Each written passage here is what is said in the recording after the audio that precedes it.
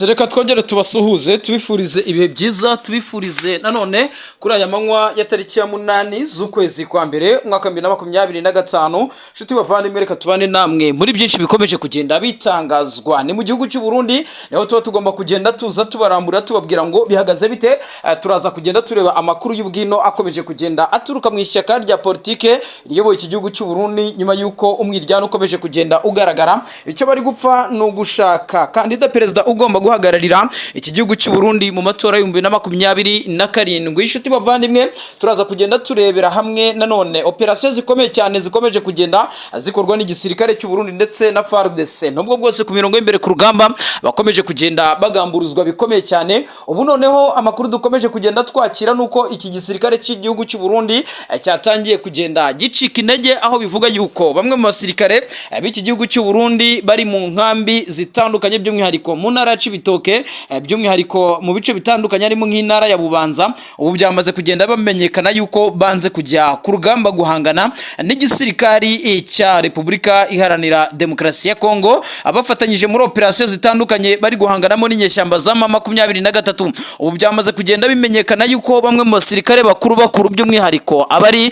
ku mapeti y'abakoloneli bamaze kugenda bahunga igihugu. Ubu byamaze kugenda bimenyekana yuko barimo barashakisha ibyangombwa bikomeye cyane ku miryango yabo kugira ngo benshi babasange mu bihugu nka Canada ndetse n'ibihugu cyangwa se Dubai nk'uko bigenda bigaragara. Abo ni abasirikare b'abarundi bari guhonoka intambara mu burasirazuba bwa Kongo bakagerageza kugenda bahunga. Turaza kugenda tureba nanone amakuru akomeje kugenda agaragara by'umwihariko tuza kugenda tureba umugore cyangwa se umutambukanyi w'umuhisi Petero Nkurunziza. Uyu nguyu ni Pastor Denis Bucu mu Nkurunziza, aho bivuga yuko ibintu byamaze kugenda biba ibindi biravugwa yuko haba harungitswe abasirikare ndetse n'abapolisi ku rugo rw'uyu mugore wahoze ari umugore wa nyakwigendera Petero Nkurunziza. Ariko nanone ibi biraterwa nuko akomeje kugenda yopoza bimwe mu bitekerezo bikomeye cyane by'ishyaka riri ku butegetsi by'umwihariko kandida perezida Evaristo Ndayishimiye. Andi makuru turaza kugenda tubabwira Reverien Ndikuriyo wamaze kugenda atanga imihoho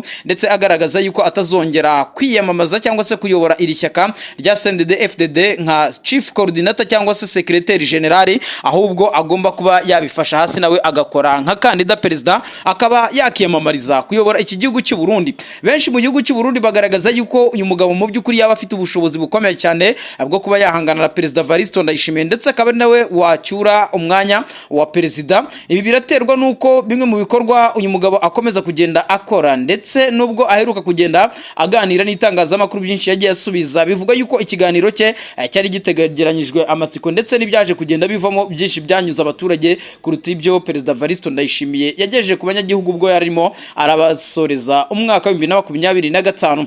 Turaza kugenda tureba rero yuko muri presidansi y'iki gihugu cy'u Burundi naho ibintu byamaze kugenda bihinduka, aho bivugwa yuko rwose ibintu byahindutse. Imikwabi ikomeye cyane irimo irakorwa na perezida Evaristo Ndayishimiye. Andi makuru kandi turi buze kugenda tubagezaho nuko umukuru w'igihugu cy'u Burundi amaze iminsi agenderera Arendi Kumana. Uyu nguyu akaba umushikiranganje ujejwe ubutunzi bw'igihugu cy'u Burundi. Ni byinshi nyuma yo kugaragaza yuko yaba arimo aragenda aterwa ubwoba namwe mu bayobozi bakomeye cyane muri iki gihugu cy'u Burundi. Ibifi binini biravugwa yuko rero ku munsi wo kuwa kabiri perezida Evaristo Ndayishimiye yaba yaragendereye umushikiranganje ku biro bye ndetse benshi banibaza impamvu y'uru rugendo rw'uyu mukuru w'igihugu. Nibyo baje kugenda baganira by'umwihariko turaza kugenda tubibaramburira muri izi ngingo. Inama y'ikitaraganya nanone yateranyije CNDD-FDD by'umwihariko bamwe mu bakadire bakomeye cyane, ibyaje kugenda biyivamo nabyo turaza kugenda tubibaramburira kugira ngo mumenye ngo bihagaze bite. Gusa ikiriho hano nuko ingingo nyamukuru tugomba kuza kutubaramburira turi buze kugenda twibanda by'umwihariko kuri CNDD-FDD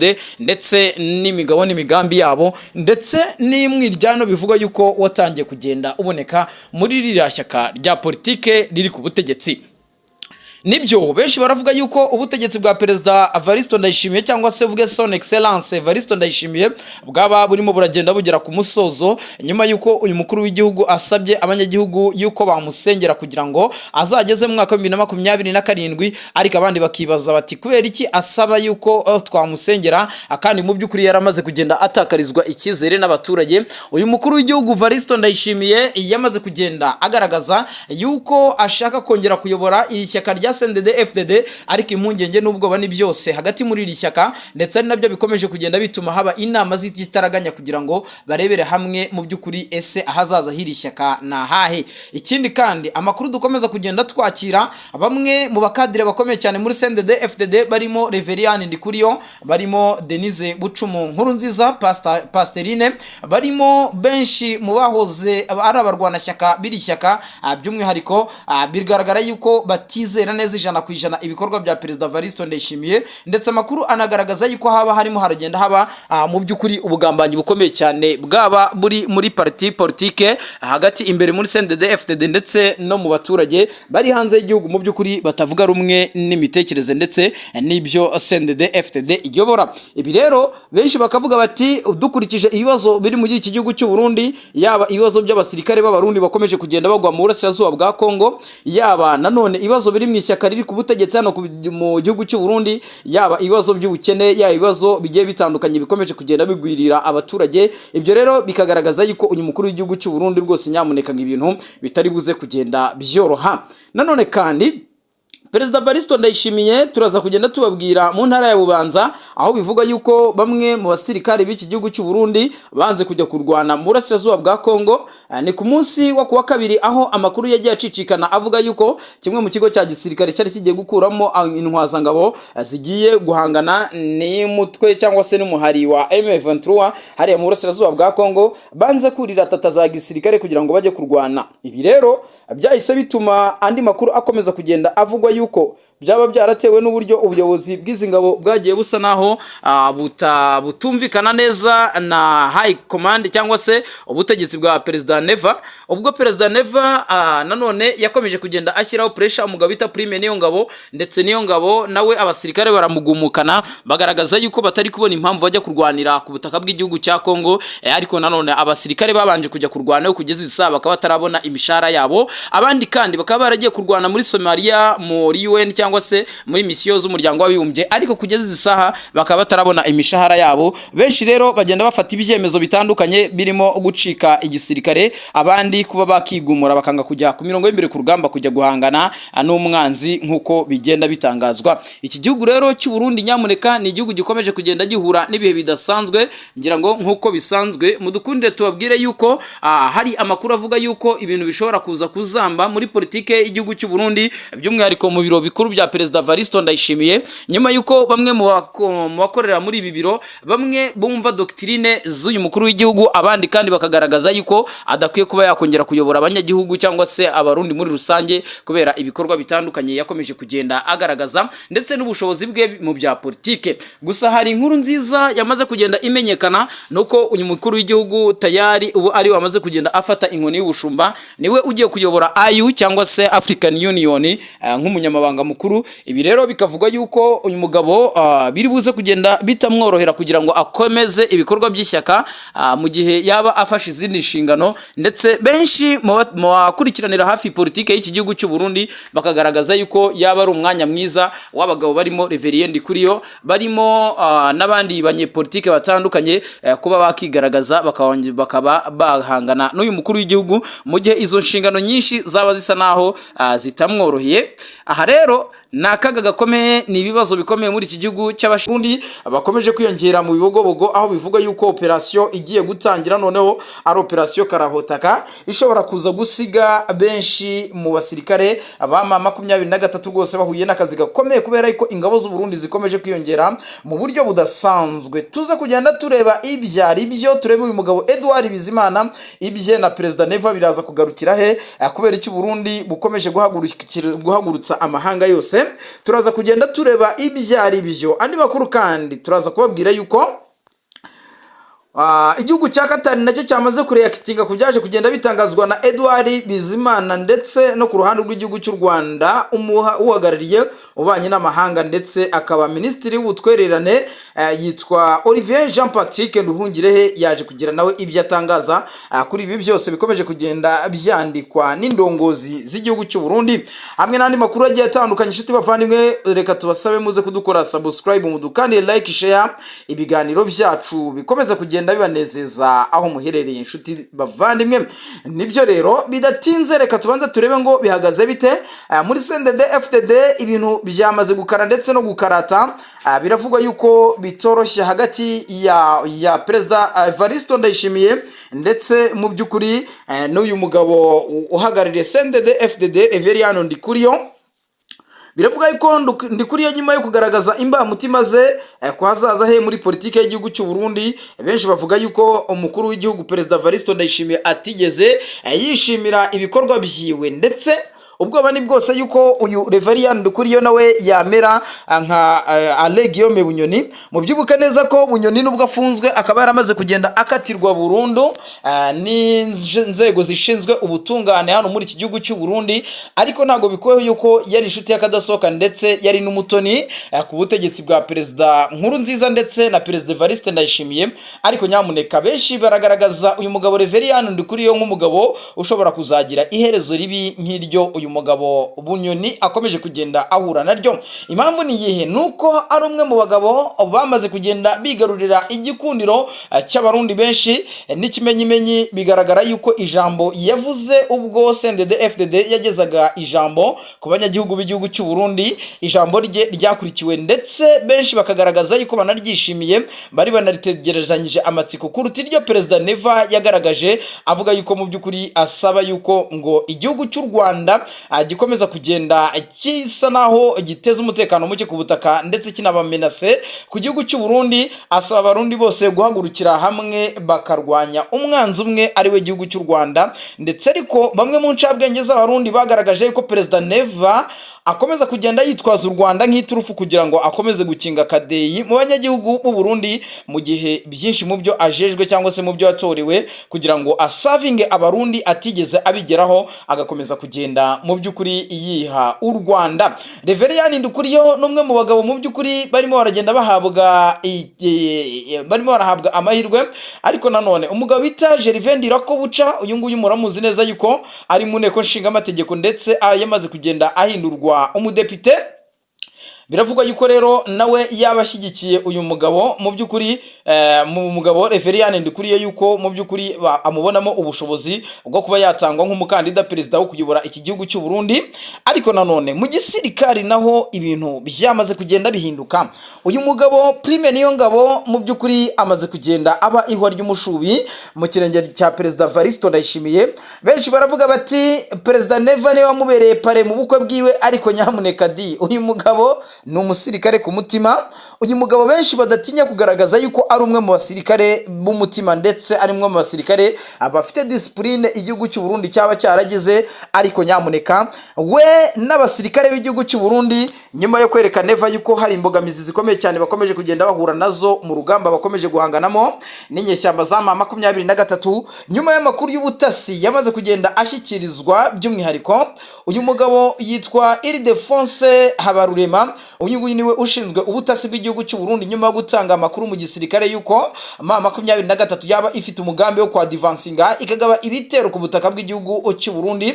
Ariko nanone nyuma yo gutanga amakuru yuko hari ukwisiganya gukomeye cyane kwa Red Tabara, ibi ngibi byose Perezida Evariste Ndayishimiye yabirenzeho yongera kohereza ingabo mu burasirazuba bwa Kongo. Ariko nyamuneka Prime Niyongabo umugabo bita Ildefonse Bizimana Habarurema mu by'ukuri bigaragaza yuko ari abagabo b'incabwenge kandi bakoresha umutwe. Binavuga yuko Perezida Neva mu gihe atakumvira aba bagabo basa naho bajejwe igisirikare ndetse n'umutekano w'igihugu, biravuga yuko Perezida Neva ashobora kuzakorerwa kudeta mu buryo budasanzwe, ndetse amaze kugenda agwiza abanzi yaba mu nzego z'ubutegetsi, yaba mu gisirikari, yaba mu nzego zitandukanye ndetse no ku rwego rwa societe civile.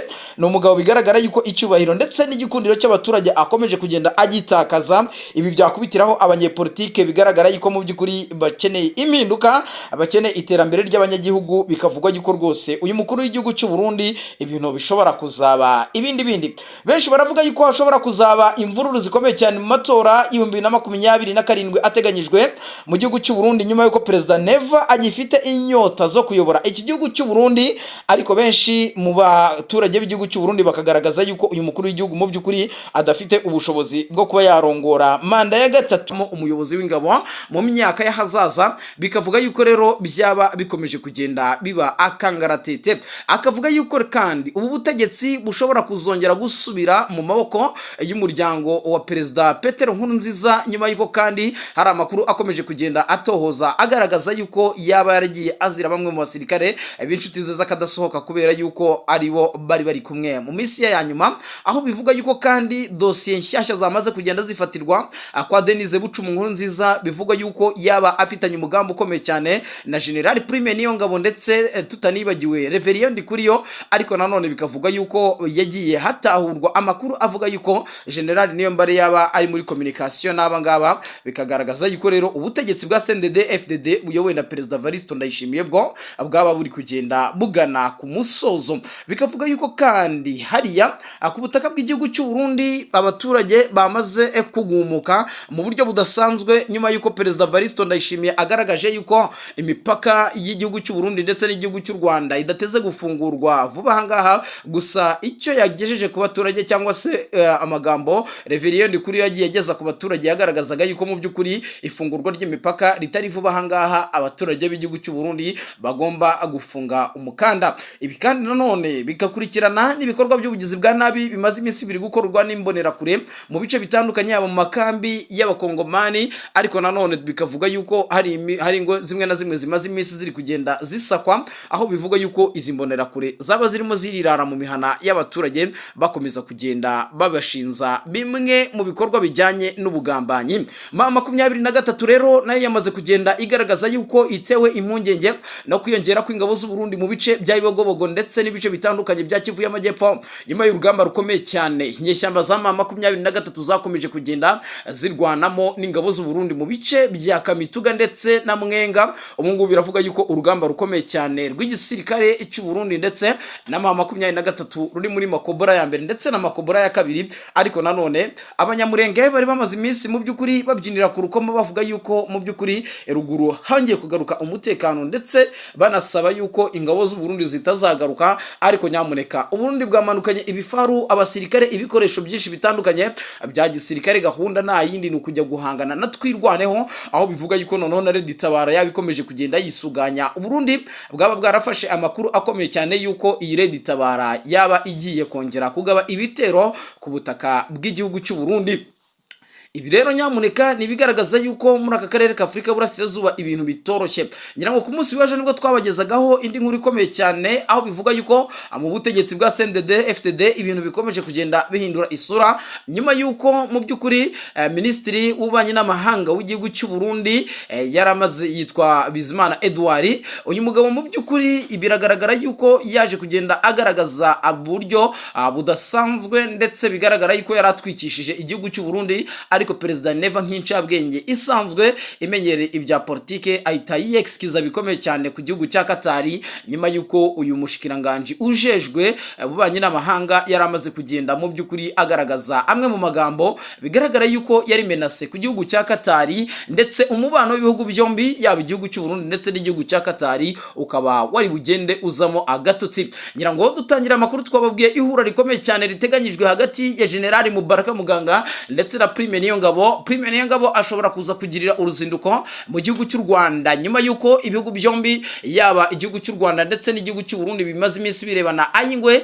By'umwihariko igihugu cy'u Burundi kimaze iminsi gishinza igihugu cy'u Rwanda yuko ngo cyaba gishyigikiye abashaka gukuraho ubutegetsi bw'igihugu cy'u Burundi. Ariko nanone u Rwanda narwo rukagaragariza igihugu cy'u Burundi yuko rumaze iminsi rukorana barashaka guhungabanya umutekano w'u Rwanda aribo FDLR. Ibi rero bikaba bikomeje kugenda bituma impande zose zirebana ayingwe, ubwo igihugu cy'u Rwanda cyagaragazaga yuko kitazigera kibasha kwihanganira wari we wese uzacumbikira abagambiriye kugirira nabi ubutegetsi bw'igihugu cy'u Rwanda. Igihugu cy'u Burundi cyo kigaragaza yuko ngo u Rwanda ari rwo ruhereza intwaro, nirwo ruha indaro, nirwo ruha ibyo kurya abahoze bashaka guhiruka ubutegetsi bw'igihugu cy'u Burundi mu mwaka wa 2015 ubwo General Niyombare ageragezaga kudeta igapfuba. Ariko nanone u Rwanda rwo rukagaragaza yuko nta burenganzira rufite rwo kuba rwatanga abaturage rimwe na rimwe benshi bagaragaza yuko ari inzirakarengane, kuko hari benshi bafunze nk'ubu ngubu ubuzima bwa Aregie Bunyoni bumaze kugenda bujya habi cyane, aho